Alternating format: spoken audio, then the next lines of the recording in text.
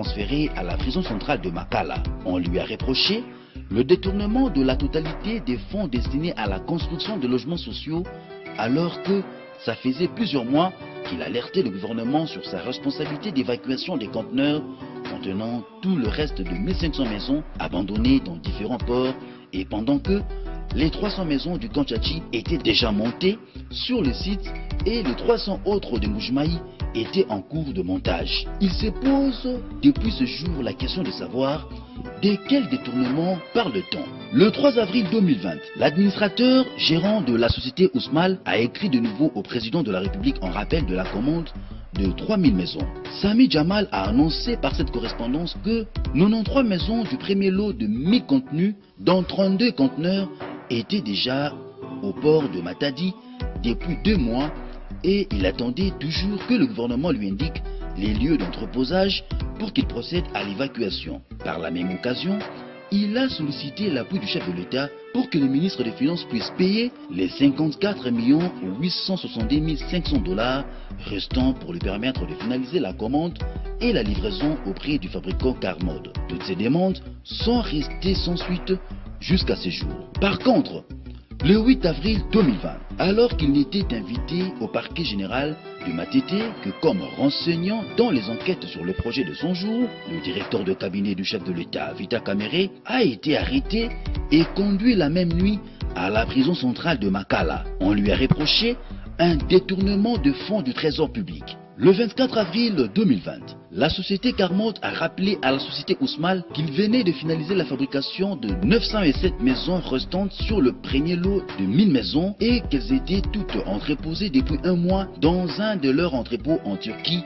en attente du paiement pour leur expédition en République démocratique du Congo. Le 25 avril, l'affaire de maisons préfabriquées dans laquelle Sami Jamal est maintenant co-accusé avec Vita Kamere et Mouimandole Jano a été fixée au tribunal pour le 11 mai. Il leur est reproché le détournement de fonds alloués à la construction de maisons préfabriquées, à savoir, premièrement, le 57 millions qui a servi à la commande et à la livraison au port de 1500 maisons, ensuite, le 2 137 500 payés par la Banque centrale à la société Ousmal pour lancer la commande de 3000 maisons, et enfin, pour le 1 154 800 $ qui ont servi au dédouanement des 67 conteneurs de Mbuji-Mayi qui étaient retenus au port de Dar es Salaam dans les lots de 1500 maisons préfabriquées. Le 11 mai 2020, Vita Kamere, Sami Jamal et Jano Mouima se retrouvent tous devant le juge sans connaître préalablement le contenu du dossier qui les accuse. Un vice des procédures juridiques qui ne peut pas favoriser un procès équitable. D'où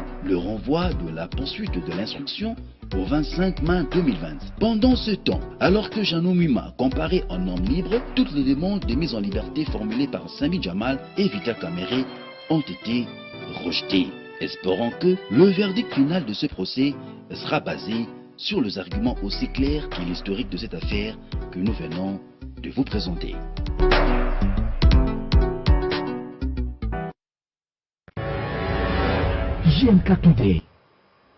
Je dois remercier nos amis des Canal du Futur qui nous ont aidés à monter ces dossiers, en précisant que ces éléments d'illustration vous permettent d'avoir à peu près une idée sur ce qu'on reproche exactement à Vital Kamere et à ses co-accusés dans cette affaire de détournement des fonds publics. Alors, je vais bien, Maître Gabin Lolendo, qu'on revienne un tout petit peu sur ce qu'on reproche exactement à Vital Kamere. Si on essaie de comprendre un peu cet élément qui vient de passer, il y a 57 millions de dollars, plus 2 millions de dollars, plus 1 million de dollars. Est-ce que Vital Kamere a détourné tout cet argent? Monsieur Jean-Marie, d'abord c'est un énorme plaisir d'être avec vous pour parler de ces choses et dans cette grande émission qui est très suivie et une émission respectée et respectable. D'abord, ce qu'il faut retenir, c'est que les mensonges ont commencé avec les 15 millions de dollars. Vous vous souvenez très bien. l'honorable Vital Kamerhe a été identifié comme le voleur de la République. Il a détourné 15 millions de dollars. Oui, la redevance pétrolière. Pétrolière. On en a parlé, on en a parlé. On pensait aujourd'hui qu'il est arrêté. Eh bien, comme l'affaire était devant la justice, on a dit que l'affaire était devant la justice, ça allait être une belle occasion Pour de le montrer... poursuivre aussi pour les 15 millions. Pour les 15 millions. Est-ce qu'il est poursuivi pour les 15 millions? Non, il n'est pas poursuivi pour les 15 millions. Pourquoi? Et on n'en parle plus, y compris les organisations de la société civile qui en parlaient autant. Aujourd'hui, silence radio. Mais comment voulez-vous que celui qui a été identifié comme le voleur de la République, 15 millions de dollars, donc Vital Kamerhe s'est réveillé un certain matin, prend 15 millions de dollars, met dans la poche. Mais franchement, nous sommes dans quel pays? On en est là, on n'en parle plus. Donc, on ne parle plus de l'affaire de 15 millions de dollars détournés par Vital Kamerhe. On n'en parle plus. On a classé les dossiers, on a oublié ou c'est quoi? On ne sait pas. C'est pour vous dire que la machination politique a commencé là. Nuire à la personne de l'honorable Vital Kamerhe en imputant des faits. Deuxième machination politique. Vital Kamerhe a détourné l'argent des sceaux des moutons. Oui. Il y a eu même la clameur publique. Oui. Vous avez suivi lors du procès ce qui a conduit à l'arrestation de Vital Kamerhe au procès, la clameur publique. Mais la clameur publique était aussi, en dehors de 15 millions de dollars, la clameur publique était aussi sur l'affaire sceaux des moutons. Est-ce que Vital Kamerhe est poursuivi sur base de ces dossiers de sceaux de moutons, oui ou non? Non. Pourquoi? On ne sait pas. Donc l'affaire sceaux des moutons, pour laquelle il y avait également la clameur publique, aujourd'hui Vital Kamerhe n'est pas poursuivi pour les détournements soi-disant de fonds liés au sceaux des moutons. Mais l'affaire sceaux des moutons, tout simplement, c'est que quand le nouveau gouvernement a dû se mettre en place, l'argent n'avait pas été libéré, c'est ainsi que les travaux étaient aux arrêts. Une fois que le gouvernement Ilunga Kamba, le Premier ministre que je salue, a décidé d'allouer des fonds, bien évidemment, au sceaux des moutons, regardez comment les travaux avancent. Mensonge, deuxième mensonge. Troisième mensonge, lorsqu'on arrête l'honorable Vital Kamerhe, l'ordonnance, je ne veux pas raconter des choses, je suis quelqu'un de sérieux. Allez-y, vous êtes un juriste respecté, respectable. Voilà.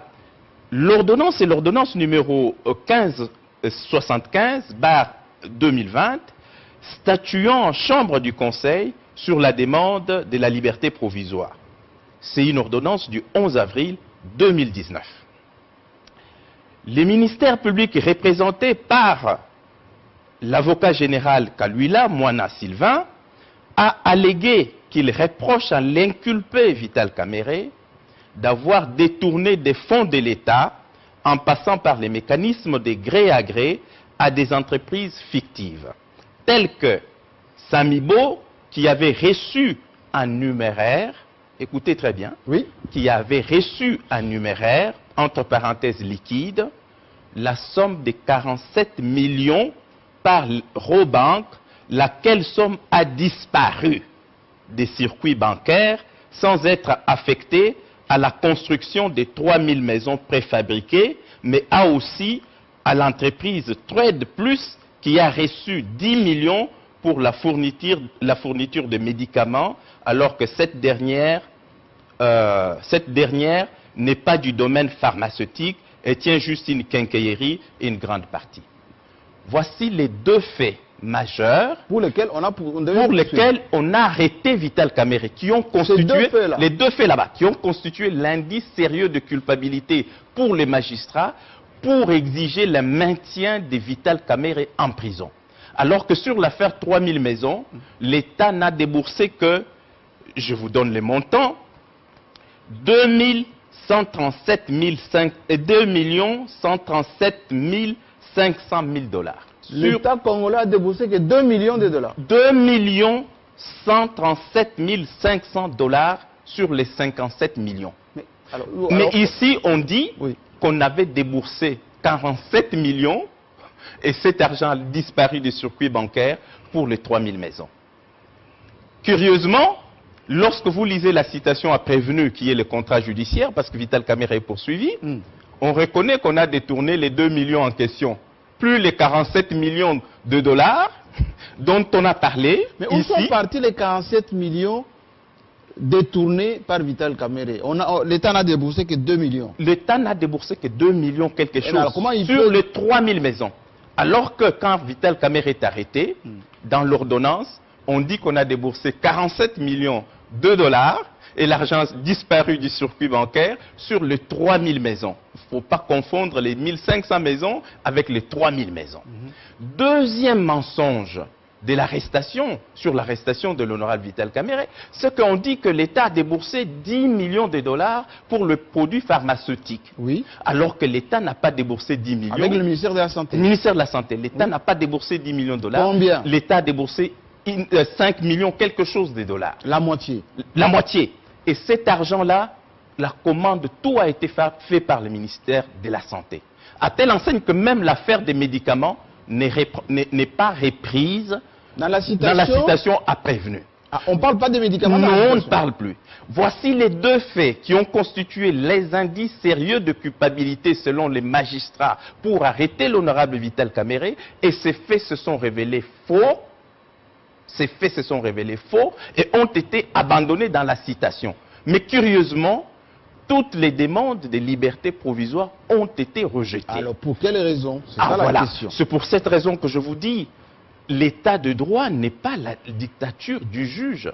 L'état de droit, c'est l'état où chacun de nous se conforme aux normes juridiques, la Constitution ainsi que les lois de la République. Parce que les principes du point de vue juridique, c'est la liberté. Et l'arrestation, c'est l'exception. Et on ne peut arrêter que dans les conditions prévues par la loi. Ici, on arrête sur deux faits mensongers.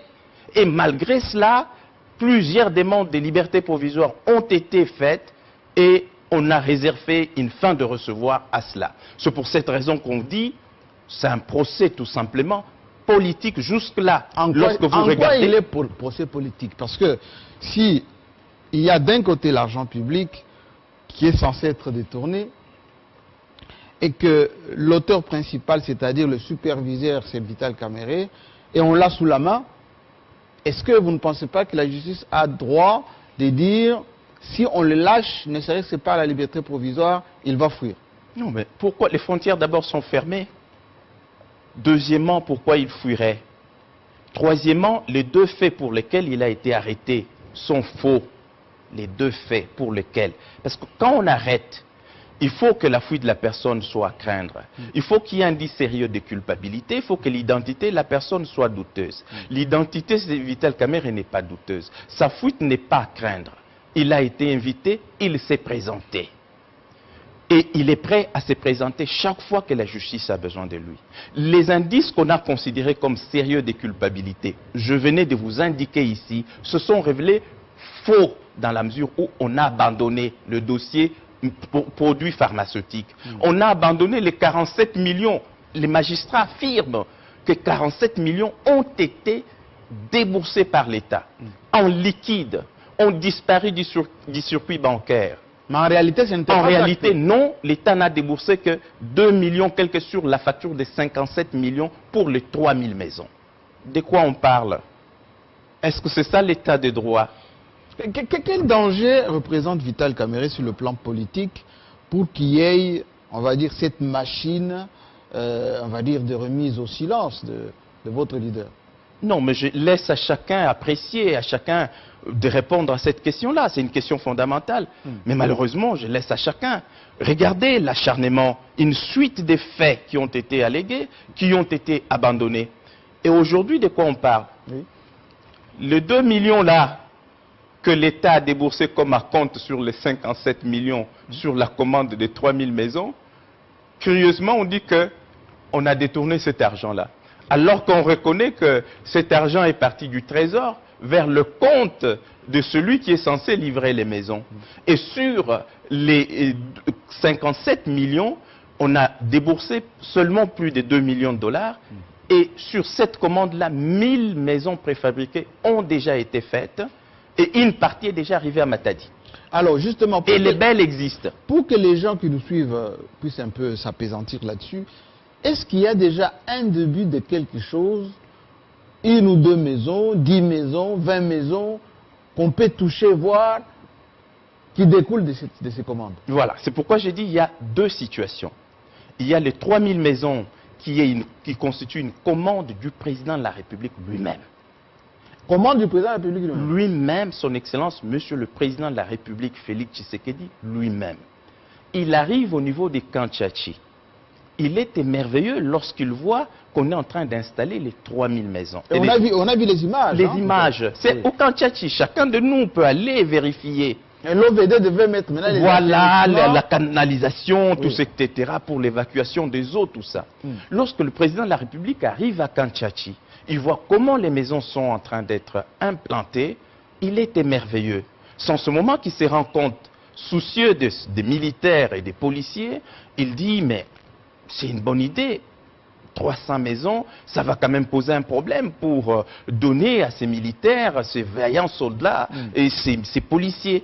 C'est ainsi qu'il va demander, instruire son directeur de cabinet pour que la commande de 3000 maisons puisse être faite. C'est une commande du président de la République. Et d'ailleurs, vu déjà l'échantillon du travail qui était fait, c'est ça, les images sont là. Et on a amplifié ces maisons qu'on est en train de voir parce que le travail était déjà en train d'être fait. Parfait. C'est ainsi que le président de la République va décider. Et d'ailleurs, vous l'avez suivi lui-même. L'état de la nation. Les discours sur l'état de la nation. Oui. Et la particularité aussi de ces discours-là sur l'état de la nation, si vous suivez très bien, le président de la République avait pris la parole pour dire « Sous mon règne, sous mon mandat, je n'accepterai pas des chantiers inachevé. Et ce jour-là, il va même instruire les ministres des Finances de pouvoir libérer les fonds. Moi, j'étais dans la salle ce jour-là. Si vous mettez ce discours-là, vous allez voir, parce qu'en ce moment-là, il y a déjà un blocage. Il faut libérer les fonds pour le saut des moutons. Il y avait des problèmes de libération des fonds en ce moment-là. C'est ainsi que les chantiers saut des moutons bloqués, etc.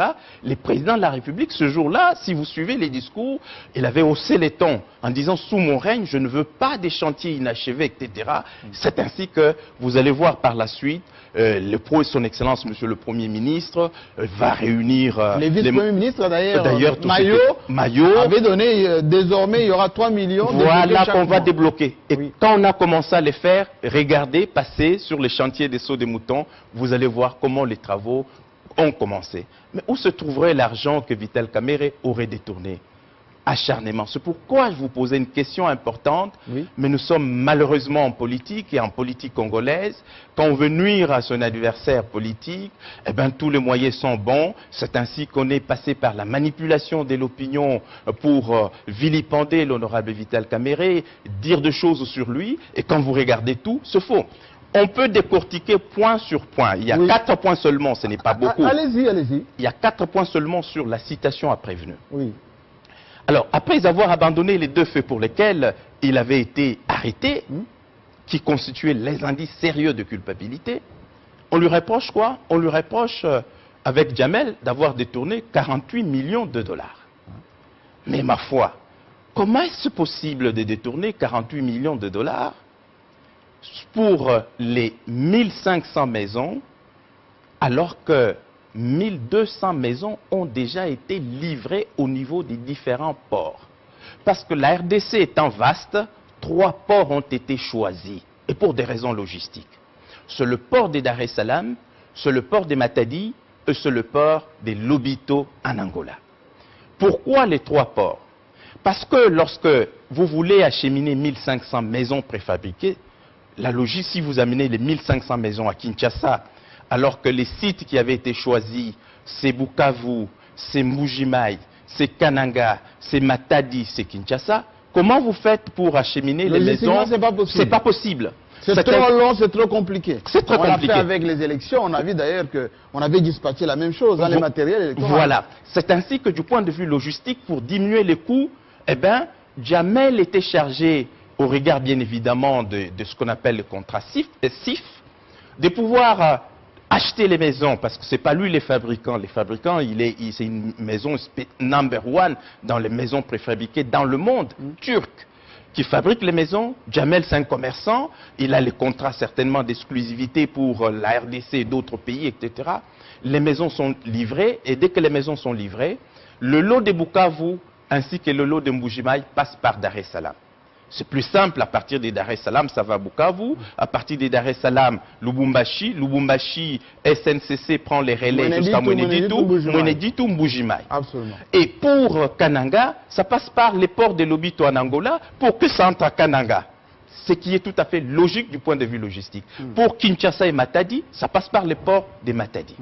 C'est ainsi que sur la commande de 1500 maisons, 1200 maisons ont déjà été livrées au niveau des ports comme convenu.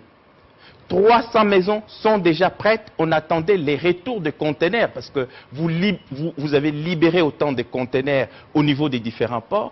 Il faut que ce conteneur-là rentre pour prendre les 300 maisons qui restaient pour les lots des 1500 maisons. Qu'est-ce qu'on lui reproche alors? Parce que c'est commandé, c'est livré au fur et à mesure. Mais justement, c'est ce que je vous dis. Vous faites une commande, la maison de fabrication fabrique, après on commence à vous livrer. Et il faut payer aussi. Et il faut payer. Pour les 1500 maisons, l'État a déjà payé les 57 millions. 1200 maisons ont déjà été livrées au niveau des ports. Les 300 maisons sont déjà prêtes. On attend les retours de conteneurs au niveau des différents ports pour ramener les 300 maisons. Comme ça, la commande de 1500 maisons va être ainsi bouclée. Sur la commande de 3000 maisons, l'État n'a payé que 2 millions quelque chose. 2 137 500 dollars seulement sur 57 millions de dollars. Et sur cette commande-là, on a déjà fabriqué 1000 maisons et il y a quelques conteneurs sur cette commande-là des 3000 maisons, malgré que l'État seulement payé 2 millions quelques, qui sont arrivés. Mais on dit qu'il a détourné 48 millions avec Jamal sur les maisons préfabriquées. C'est pour vous dire, c'est un procès politique. Deuxième charge contre Vital Kamerhe. On lui reproche d'avoir détourné le montant de combien? Le montant des 1 154 800 dollars. Ça, c'est le montant des dédouanements au niveau des ports de Dar es Salaam. Avec M. Mouhima. Dédouanements au niveau des Dar es Salaam. Oui. Mais lorsque l'État, par exemple, décide d'exonérer les maisons préfabriquées, oui. Mais cette exonération ne tient que dans le port de la RDC, pour Matadi. Mais ça ne compte pas pour Dar es Salaam, ça ne compte pas pour les ports de Lobito. C'est ainsi que pour dédouaner les maisons qui devaient aller en Mbujimai, il fallait payer les frais. Et les chargés de la logistique, la présidence, reconnaît avoir été détenteur d'un ordre de mission. Il s'est rendu avec l'argent, cet argent ici, 1 154 800. Il a fait tous les paiements nécessaires. C'est ainsi que certaines maisons sont allées en Mbujimai. Mais s'il a payé, pourquoi on lui reproche d'avoir détourné? Mais attendez, toutes les preuves existent. Il a toutes les preuves parce que lui-même est allé, il a payé. Mais on dit que Vital Kamerhe avec ce monsieur ont détourné 1 154 000. Le deuxième fait, fait mensonger. Troisième fait dans la citation à prévenir. C'est 4 faits seulement. Oui. Troisième fait, on lui reproche donc d'avoir détourné les 2 millions là, la compte. À la compte que la compte avait... sur les 3000 maisons. Oui, même ça a été payé en partie. On a seulement payé 2 millions quelque chose à la société sur les 3000 maisons et quelques conteneurs sont déjà arrivés à Matadi. Alors qu'on doit à Sami, comment dirais-je, à Jamal, plus de 54 millions de dollars parce qu'on a payé seulement 2 millions. Il a déjà fait la commande, 1000 maisons sont déjà prêtes. Une partie sur cette commande est déjà à Matadi. Mais non, on dit qu'on a détourné les 2 millions là. Vital Kamerhe et l'autre auraient détourné les 2 millions. De quoi on parle? Et les derniers faits, ce qui est encore beaucoup plus ridicule, non, ça devient une affaire de concession, une parcelle, un terrain. Ben justement, parlons-en quand même. Comment est-ce que Vital Kamerhe a bénéficié via sa belle-fille de cette maison? À quel titre? Non, pas de maison. Pas de maison du tout. C'est une donation qui est fausse. Comment ça que fabriquée de toutes pièces. Parce que quand vous regardez même la date de la donation, c'est une donation qui date du 23 janvier 2019. Or, le 23 janvier 2019, non seulement son Excellence, Monsieur le Président de la République, Félix Tshisekedi, n'a pas encore prêté serment, mais Vital Kamerhe n'est pas encore nommé directeur de cabinet. Mais comment on va lui donner un cadeau avant qu'il soit mis en place? Mais justement, c'est ce que je vous dis. Une donation fausse. Et vous regardez même l'adresse de la fameuse Soraya, Et il semblerait que l'adresse là, c'est l'adresse de, comment dirais-je, la même adresse avec Jamal. Donc, Soraya habiterait la même maison avec Jamal, etc. Des dossiers fabriqués de toutes pièces. Il n'y a aucune donation qui a été faite à Soraya. Encore que la mémoire n'est pas courte, il avait aussi été indiqué qu'on aurait trouvé 9 millions ou 10 millions de dollars dans le compte de Soraya, dans une banque de la place. On n'en parle plus. Voilà le problème, les reproches qui sont formulés, les griefs qui sont formulés contre l'honorable Vital Kamerhe, qui est aujourd'hui en prison, ça fait plus d'un mois. Ce sont là les faits. Alors, Maître Lolendo, il y a énormément de questions que nous avons reçues. Il y en a qui sont d'Addis Abeba, d'autres du Canada, d'autres Toronto, Canada, d'autres Lualaba, l'autre Paris. Alors, je ramasse quelques questions. Alors, par rapport à cette concession Soraya Mpiana, est-ce vrai que ça existe? Et ça a été fait à quel titre? C'est Verlaine qui nous pose cette question. Lui, il est à Kinshasa. C'est des actes qui sont faux. Soraya n'a jamais rencontré Jamel. Jamel ne connaît pas Soraya.